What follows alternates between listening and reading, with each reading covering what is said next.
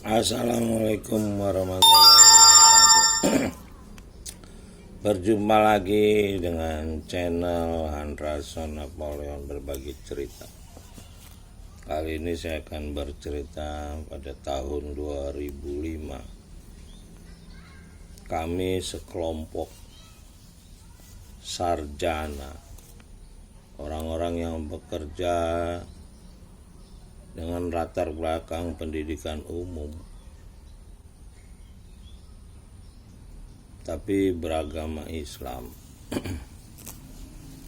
Jadi kami tidak punya latar belakang pendidikan agama tradisional yang banyak bercerita tentang fikih, sunnah dan lain-lain, mazhab.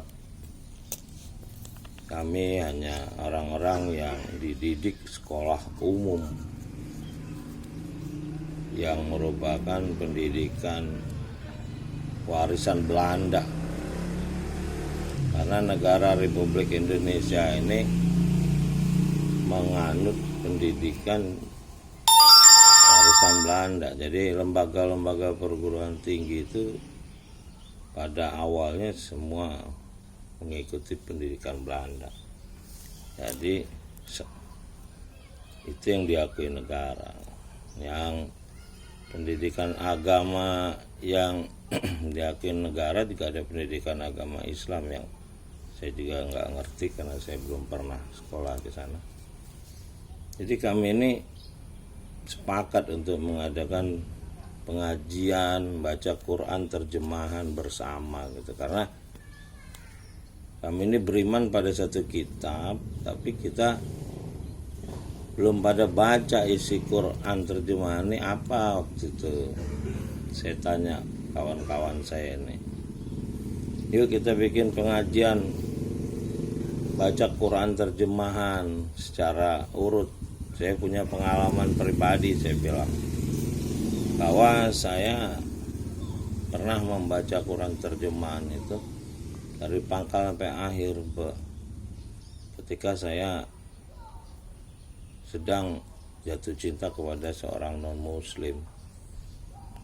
Lalu saya bertanya, ada apa dengan iman saya? Yang saya nggak tahu itu adalah isi Quran terjemahan, sehingga saya beli Quran terjemahan, lalu saya baca dari pangkal sampai akhir selama 3 kali. Saya baca berulang-ulang, lalu saya stabilo, ya saya statusnya mahasiswa Universitas Indonesia jurusan arsitektur. Jadi cara belajarnya ya cara belajar mempelajari buku. Kita udah terbiasa baca dan belajar.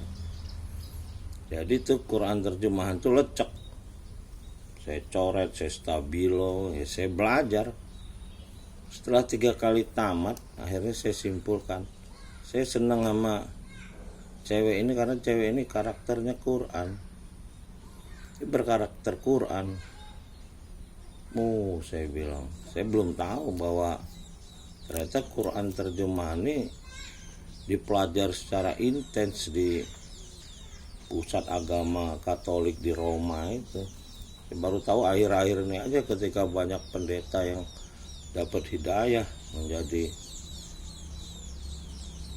pendakwah yang potensial gitu, yang menyesali perbuatannya, yang telah mengkafirkan orang-orang Islam keturunan di seluruh dunia gitu.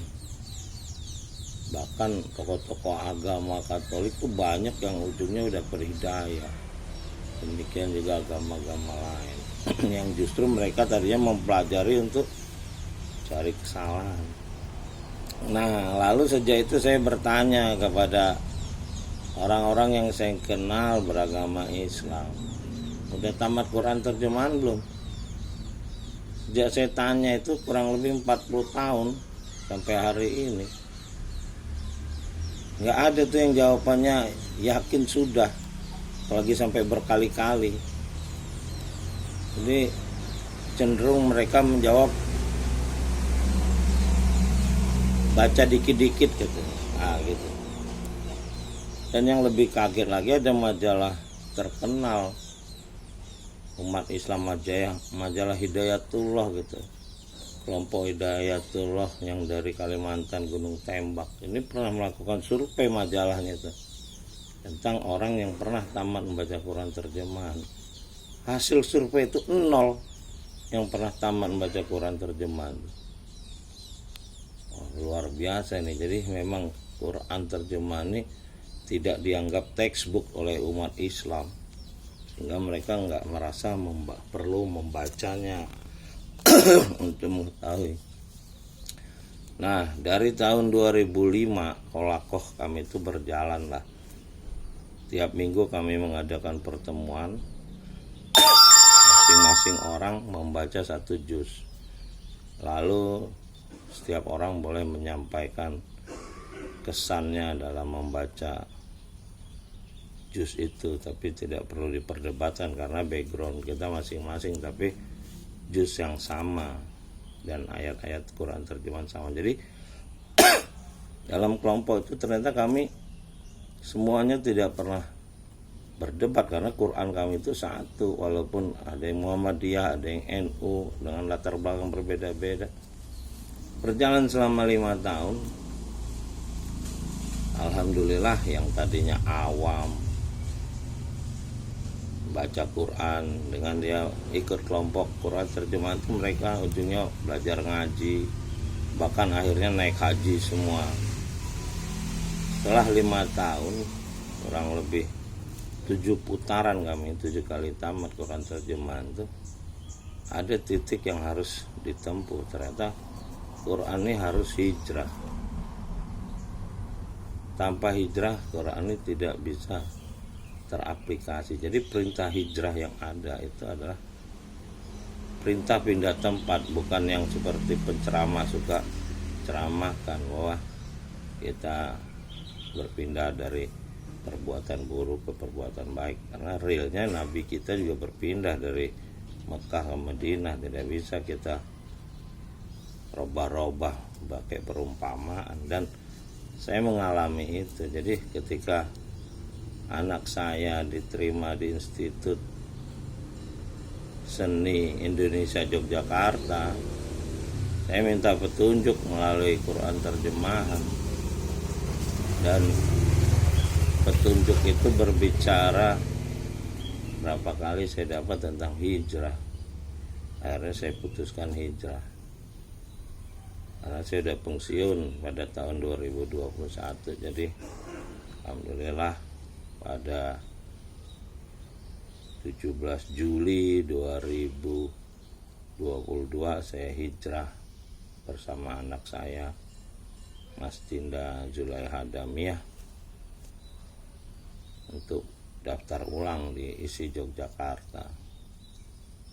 Nah, pertama kali saya datang ke kampus ISI Yogyakarta, saya mencari masjid kampus karena saya ingat di kampus saya Universitas Indonesia itu ada masjid kampus yang bernama Arif Rahman Hakim, seorang mahasiswa yang gugur ketika menurunkan penguasa diktator Presiden seumur hidup di Republik Indonesia ini.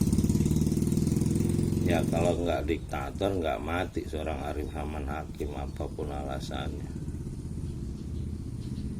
Nah, selanjutnya berentet pembunuhan tuh dengan proses G30 SPKI sebelumnya memang udah terjadi.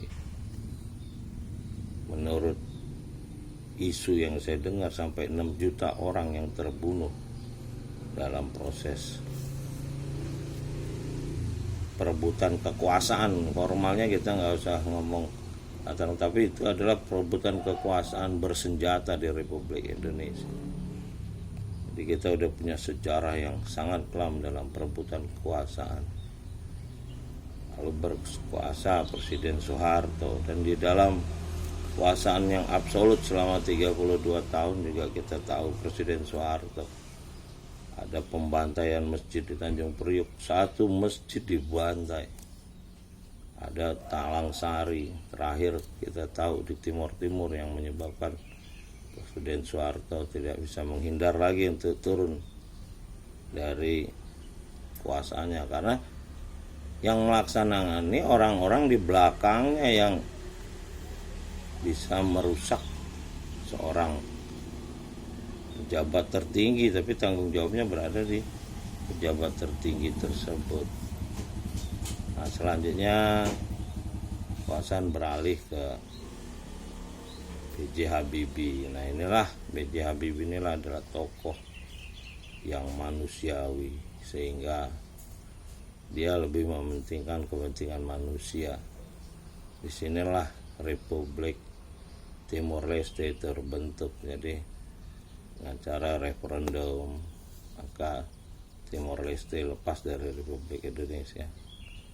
Saya pikir inilah presiden yang terbaik yang pernah dimiliki oleh Republik Indonesia. Dia berkuasa tidak lama, tapi dia telah menyelamatkan banyak orang pertumpahan darah yang berkelanjutan. Mudah-mudahan beliau di alam sana memperoleh imbalan yang layak. Hasil dia Iqra, baca Quran terjemahan. Amin ya rabbal alamin. Ya Allah, ampunilah kami umat Islam Indonesia yang telah mengabaikan membaca Quran terjemahan. Lindungilah bangsa dan negara ini yang mayoritas umat Islam yang telah meninggalkan Quran terjemahan dari Iqra. Mudah-mudahan hari ini Allah beri kekuatan kita untuk membangun lagi bangsa yang dulu pernah berjaya di dunia, di timur jauh ini adalah Liga Kerajaan Nusantara. Demikian, assalamualaikum warahmatullahi wabarakatuh.